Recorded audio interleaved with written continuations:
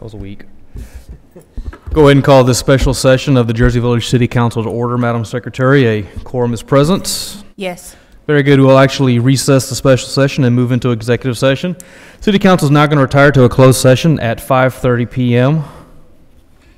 Pursuant to the Texas Open Meetings Act, Section 551.087, Economic Development Negotiations, Section 551.072, Real Property, and Section 551.071, consult with attorney in connection with the following items. Pursuant to the Texas Open Meetings Act, Section 551.087, deliberation regarding economic development negotiations, Section 551.072, deliberations about real property, and Section 551.071, consultations with attorney, a closed meeting to deliberate the information from a business prospect that the city seeks to locate in Jersey Village TERS number 2, and economic development negotiations, including the possible purchase, exchange, or value of real property related hereto.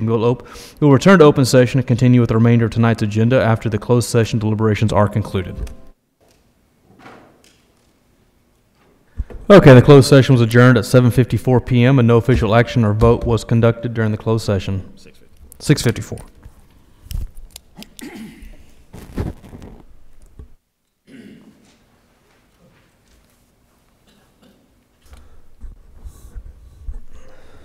Okay, we're going to actually reconvene the special session. We're going to discuss and take appropriate action regarding Jersey Village TERS number 2 and economic development negotiations, including the possible purchase, exchange, or value of real property related to thereto.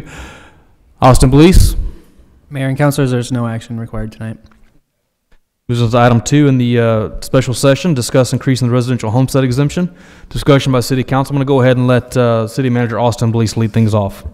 Mayor and council, thank you. As requested by the City Council, staff has done some more digging into our long-range fiscal planning. We've provided several spreadsheets here tonight. So the first spreadsheet we will look at shows what the fund balance will be, assuming the entire Wall Street and Burn project is paid for via grant funding. On all of the spreadsheets, I've broken out the flood mitigation costs by project, so it's easier to see. That way you can see exactly what would be Wall Street, what would be home elevations, buyouts, or the E127. So the E127 project is still projected to be funded by city funds. The funds for the elevation, buyouts, or mitigation and reconstruction are based upon all of the homes that were identified in the long-term recovery plan as being candidates for assistance and all the homes that are currently listed as RL or SRL by FEMA. According to the current cost share, the total cost would be approximately $4.6 million, which includes some room for inflation in there as well. From our last workshop, the council requested us to look at what fund balance would be like if we pushed all the street projects back 2 years. So we prepared a spreadsheet showing that. However, please note we still have the Wall Street plan for the next fiscal year as the stormwater work would be going on then. It makes sense to get that done at the same time. The third spreadsheet is one that we took, we spoke with our bond counsel to see what repayment terms would be on if we took a $13 million bond and did all 10 years worth of those projects in 1 year to look at what would happen there. So in that spreadsheet, all of those projects that were in the 10-year plan have been removed since that would be paid for from the bond proceeds in year 1. We've also run some numbers to see what raising the over 65 homestead exemption would be. We have those calculations for the council here. Right now we're at 50,000. We have a range of things in here. If we went to 75,000, it would be roughly $133,000 in lost revenue to the city, or $185 saved for citizens. $100,000 would be $267,000 lost revenue for the city, $371 in savings for a resident. The council has also asked what it would look like if we lowered our M&O rate of our property tax rate, which is currently 0.6164. We can't lower our INS rate, which is currently the 12.6. INS is the debt service. If we did a reduction in the M&O rate, we provided a few scenarios here for the council. If we were to go down from M&O rate of 0.61 down to 0.54, which would mean our total tax rate would go from 0.7425 to 0.6725. That'd be $185 for the average homeowner. Once the city's paid off all of our debt, the tax rate could be set to 0.6165 for M&O, and we would have no INS rate. That wouldn't be until fiscal 28 at this point. But if we had no debt service today and the M&O rate of the 0.6165, the average property tax savings for homeowners would be about $330. Then just to recap some of the information from last time, we've got the quick reference there for savings on what it would be for increased homestead exemption. We do have the budgetary unknowns of several things, including property tax revenue or revenue caps that the state may impose on us. And we've got all the information here. I did send out a spreadsheet for the council earlier this afternoon, just kind of giving all of the summary in one spreadsheet of just what the 90-day fund balance would be and amount left over that 90 days. So you could look at all of the examples on one spreadsheet there. And happy to answer any questions the council might have. All right, thank you, Austin. Opening it up for council questions at this time. Also, I have a couple questions just on your, some general questions on your spreadsheets. Under interfund activity, transfer to golf course fund, in 2021, there's basically no transfers to golf course. Correct. And the reason behind that?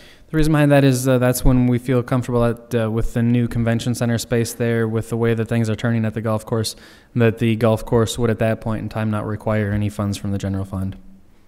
Okay.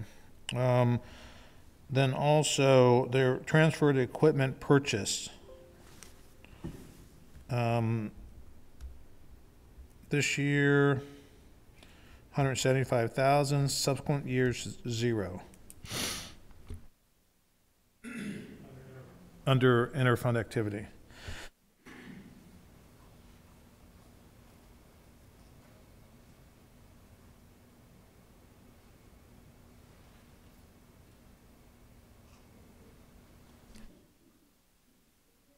Depends.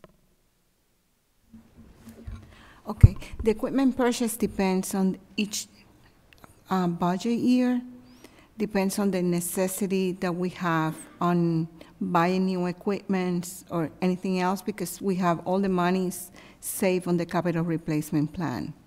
So if there's a new equipment added to the plan, then we will have to make a budget amendment. Other than that, we have the money saved on the capital replacement plan. Okay, so with all things being the same, that will remain 0 unless there are... Unless there's something extra that we need to purchase, then we will have to make a budget amendment and have purchased that equipment at that moment that we need it, and then add more funds to the capital replacement plan. Yeah. So kind of over and above what we have. Okay, and then just an observation. I kind of went through and looked at revenue projections over the course of the next 7-8 years on the spreadsheet. And basically, revenue projections, 1.3, 1.6, 1.9, 2%, et cetera. So revenue projections are relatively flat, and that's good conservative budgeting. Interestingly, inflation runs almost exactly concurrent with our revenue projections. So as an observation, is basically revenue neutral, taking into account inflation. However, on the expense side, we're about 1.5% over revenue projections. So expenses increasing year over year about an average of about 3%. So revenue 1.5, 1.6, expenses about 3. Small percentage and can, kind of be manipulated, but basically what you're forecasting is flat revenues and flat expenses. Is that a fair comment? Yeah, it's pretty close, yeah. Okay. And basically at the same time eliminating any transfer to the golf course. Last year, 634 to the golf course. This year, 472. Probably wouldn't be as aggressive on those transfers to the golf course going down to 0 over the next couple of years. I think over time it will, but in 2 years, I think it's probably unlikely. So I think some of these numbers on the cash reserve will be a little bit lower. But those are just some of the assumptions that I made in looking at this.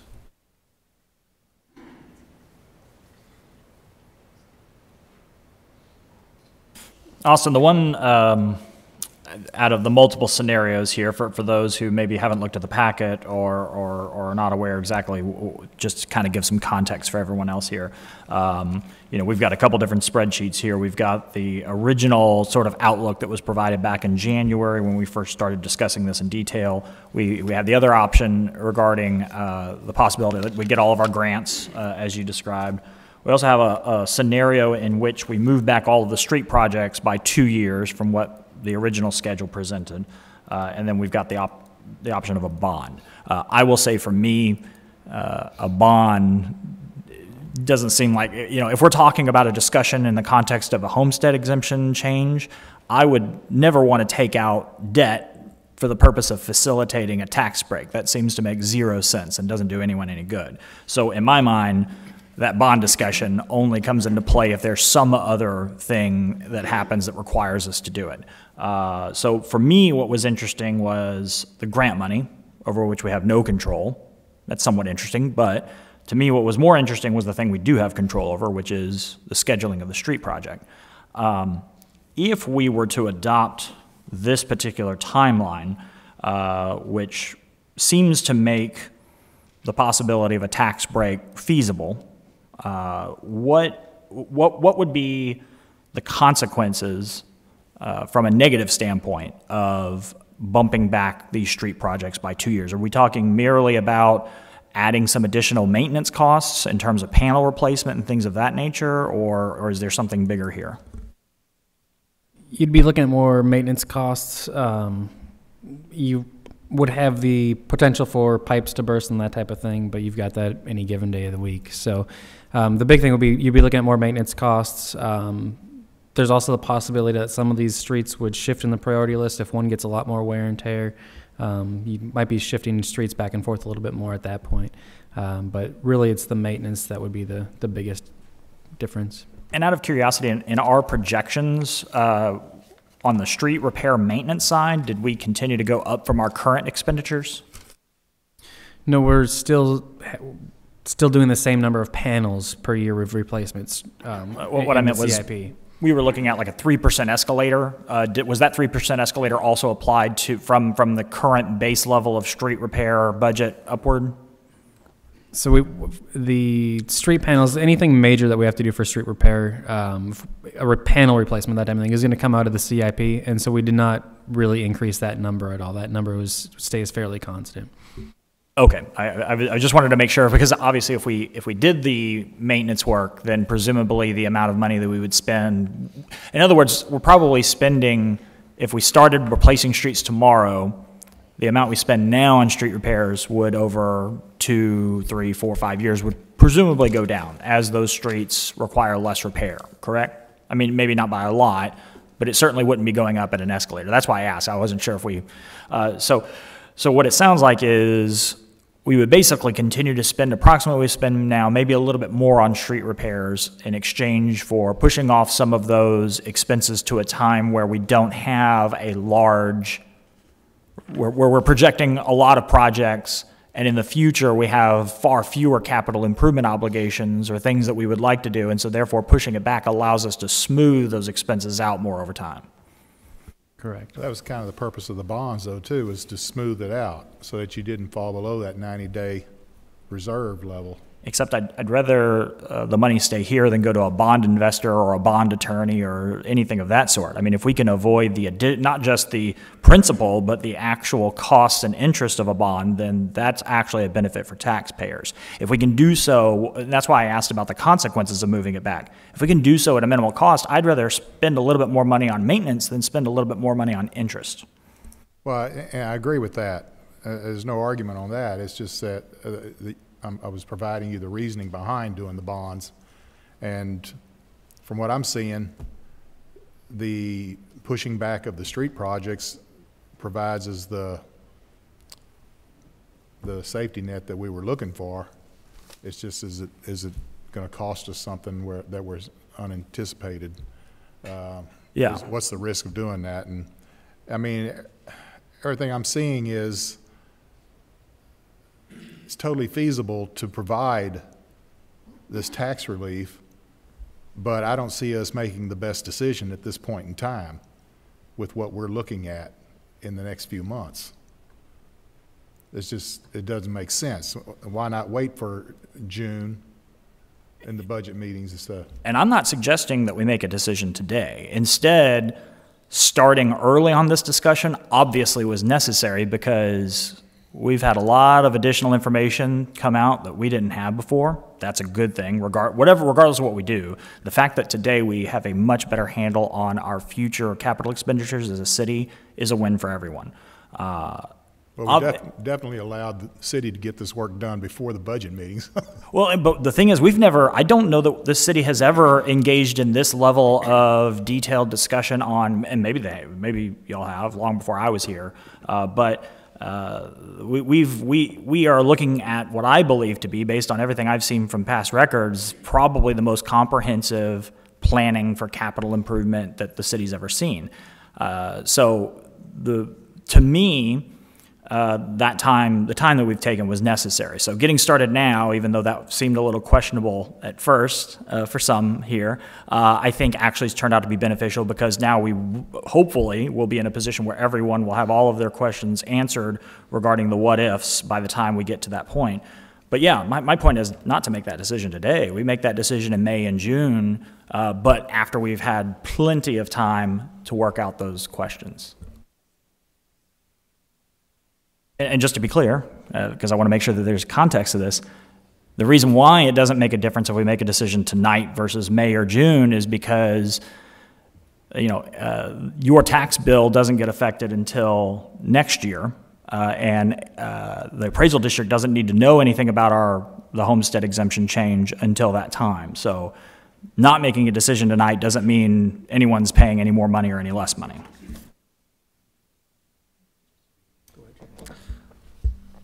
Would agree with both of y'all's statements. One of the things that I'm glad that we did this is it shows that under our current plan, we're going to run out of cash.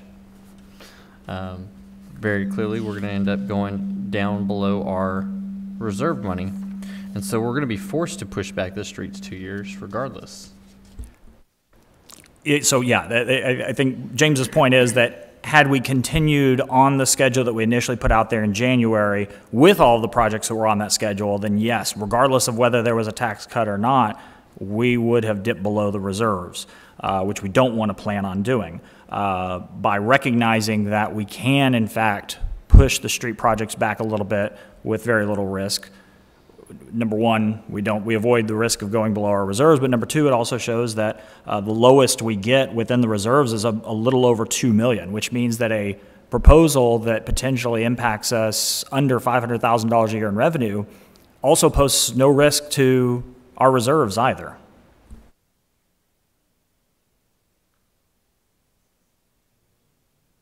Well, just to pick up on the point about the bonds, I mean, the real reason that you, and we've all sort of on the same page on this, but you take out bonds because you need the money right away. So and based on the spreadsheet, $7.5 million in interest over the life of the bond in order to get it done 2 years sooner, not worth it. But to your point, if you play around with the numbers, and I played around with them all day, we're on our current track. We do run out of cash.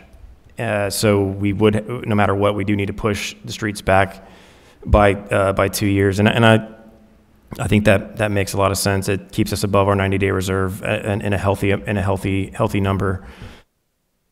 Of all the options, of course, the most beautiful one is the one with the grants, but of course it's not in our control. I wish we could control that, but yeah, And the beauty is if we get the grants, we can move the streets up. right. The problem was it was a year ago that we were told we were in further review, so we can't count on them. And bonding is a bad idea, so we just push them forward. And I agree that setting this rate is not a discussion for today; it's for the budget meetings. Right, but I feel like these past few meetings has definitely put us on the right track of where our priorities are as a city. You know, our priorities are infrastructure, public safety, economic development, and we're looking at all of these pieces, not just in that 5-year CIP that we always do every year. We're looking at it, you know, in a much longer term, longer than I'll be on council. So we do need to, you know, it's because of previous councils that have put us in the position that we're in. And so it's nice to, you know, make sure that we're putting future councils in a healthy position as well.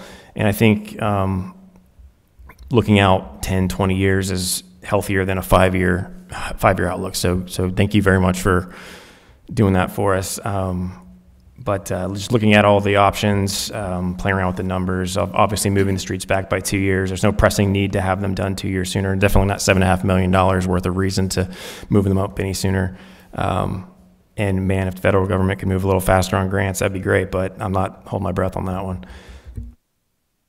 Austin, I got a couple of questions for you here. So I'm looking at the spreadsheet entitled 10-Year Financial Projection, Moving the Streets Back 2 Years. From what I'm reading, we are considering receiving grant funds in that spreadsheet? That's without grant funds? That's without grant funds. Okay. So, so looking at this spreadsheet, right? And for a lot of the folks in attendance, we're throwing out some stuff here, but in essence, what we've tried to accomplish over the last couple of months is over the last several years, the city has been fortunate enough that we've been able to build a surplus of reserves. It's been very advantageous for the city. It's allowed us to have a high bond rating. It's also given us flexibility to use the money for infrastructure projects that we need to do. And so the question arose, what should we do with these funds? How much of that should we put in infrastructure projects? How much of that is available in tax reduction? And as a result of that question being asked, it forced us to come around and go, well, we need to have a much longer view, deeper picture of what our infrastructure needs are for the community. That's why we're talking about street improvements and flood mitigation and things like that, because the city of Jersey Village has a good reputation for having strong infrastructure, and we've been very attentive to that. And we don't ever want to lose sight of that. We don't want to lose sight of our infrastructure requirements, and we don't want to lose sight of our public safety requirements as well. So we've gone back and forth with city staff, and we've asked city staff to bring forth some numbers showing if we were to take some of these projects, push them back a few years, how's that going to affect our general fund? And those are the numbers that they've given us tonight, along with some other numbers. In essence, whenever we look at our city expenses, our city revenue, our city budget, we bring in a certain amount of money from a combination of property tax, sales tax, other sources of revenue. We have our standard expenses, of course, all of our employees, our police, our fire, our public works, things like that. And then when all of that is said and done, we have basically two groups. We have what we call a 90-day reserve fund, which is the bare minimum that we want to have. We call it a savings account. Call it an emergency savings account of 90 days in reserve. That is the bare minimum that we want to keep. And nobody here on council nor staff is advocating that we ever drop below a 90-day reserve. The question then becomes, and this is a question of the directions and priorities for the city, anything in excess of that 90 days. What do we want to do with that? Does that money need to continue to go towards capital improvements? Does that number need to go towards any type of facilities improvement? Does that number need to be reimbursed in the form of a homestead tax exemption? And we're getting a much clearer picture as we've been working with staffing and a much better idea of what our capital improvement needs are. So fortunately, some of the numbers that we're seeing, we push back these things. We do see that we are having some funds in excess of the 90-day reserve, which is good. It's healthy. The question now then, and council is going to ultimately take this up at their budget meetings. What do we do with that money?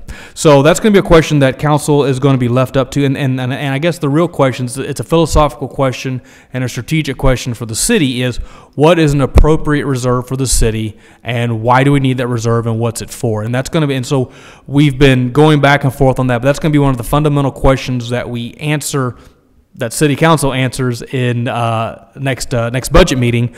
But we wouldn't have got to this point had we not gone through the several meetings of in-depth analysis on our capital improvement needs, how we're going to fund them, and what our projected revenue is going to be. So I want to commend staff on putting together quite a bit of numbers. So I think whoever said it earlier, we kind of got you guys kick-started for the summer budget meeting. So that's a good effect in itself. And of course, again, I echo everybody's comments that whatever homestead exemption, whatever tax rate reduction that there might be on the table, that should be decided at the next budget meeting in the summer. And I think that we've got some of the numbers to make even a better decision on that.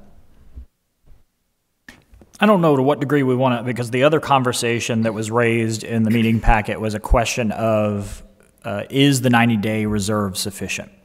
I went back and looked at some of the long-term history from the CAFRs as far back as I could access them online, which was quite a few years, to look at how our income has varied. Because one of the main purposes of the 90-day reserve is to help us stabilize our income, because sometimes it can be a little erratic when you're talking about sales tax and property tax.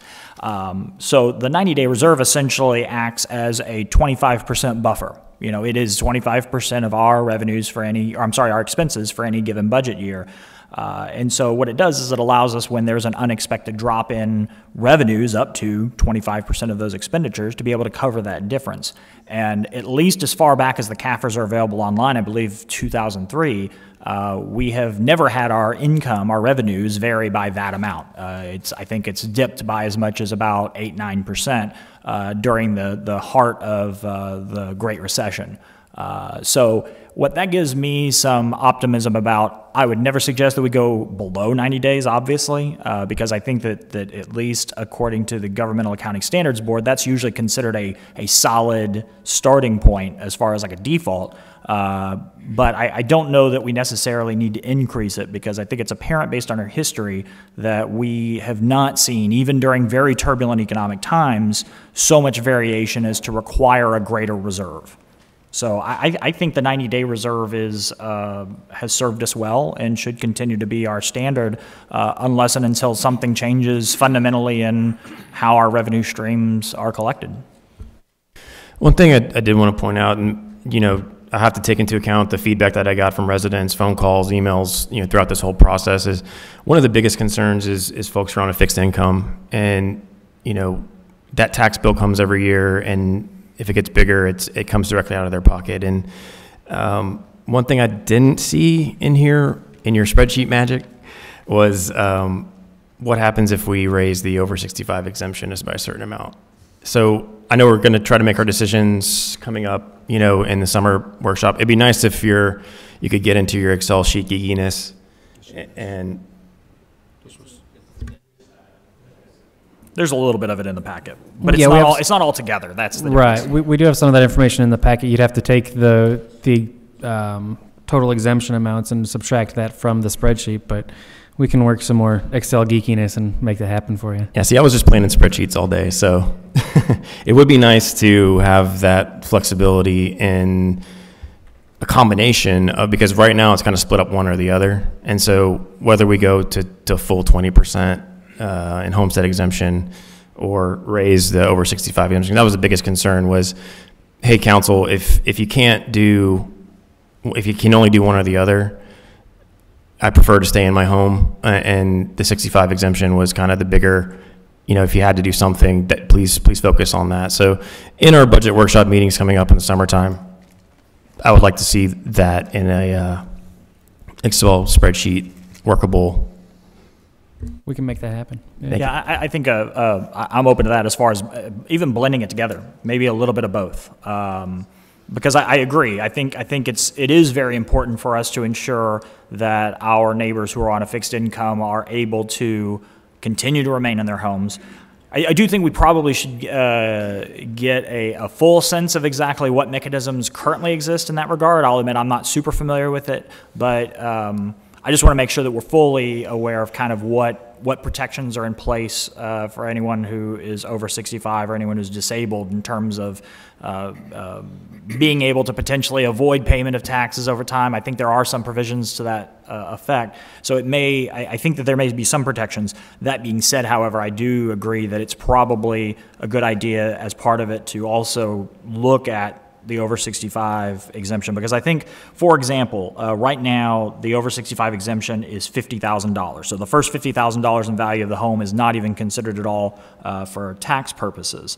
If, for example, it was raised from $50,000 to $70,000, the impact to the current budget would be a little over $100,000. I have no problem at all with blending that together while ensuring that we stay above our 90-day reserve throughout this term, this time frame that we've been looking at.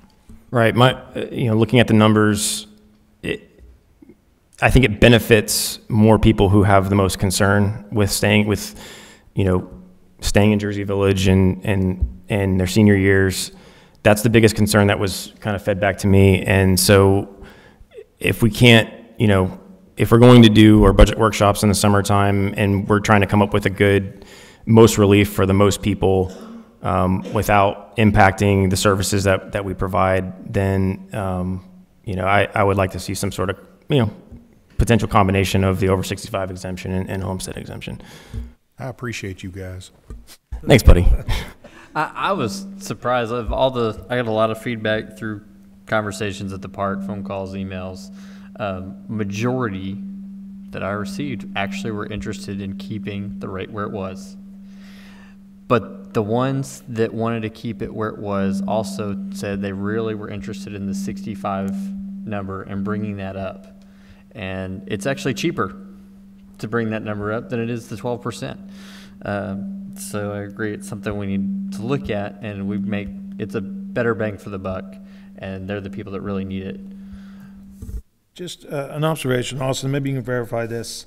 And calculating, it looks like we have about 720 homesteads that are taking advantage of the over 65. Does that sound correct? Yeah, that's approximately correct, yep.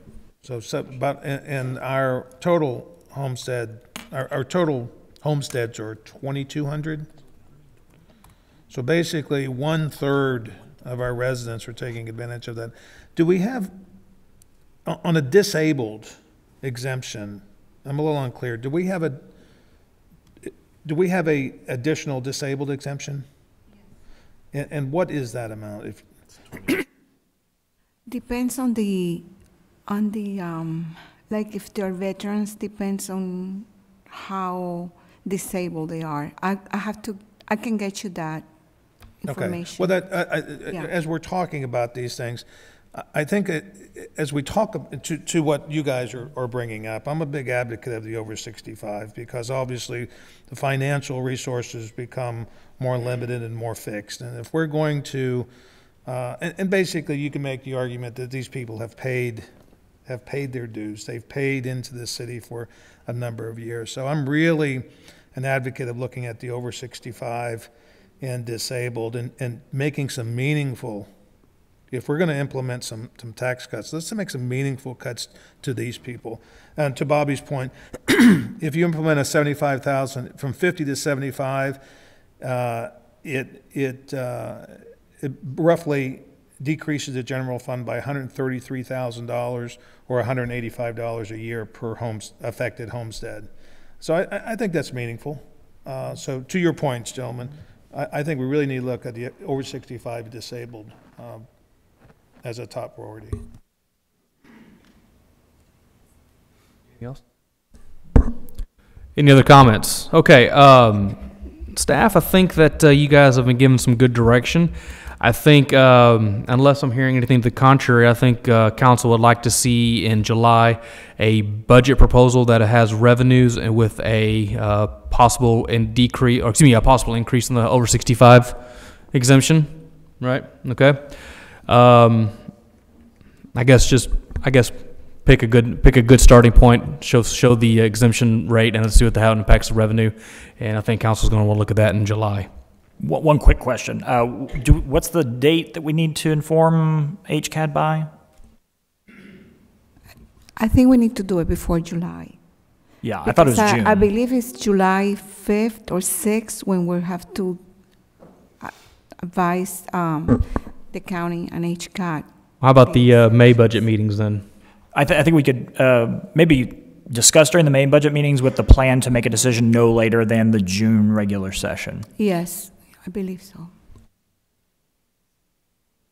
Yeah, you can do it during the budget retreat during May and then have an action item at June's meeting. Okay. All right, any other questions, comments, observations? I think that actually adjourns our meeting unless I'm not familiar with the agenda, which I am. Meeting adjourned. Thank you.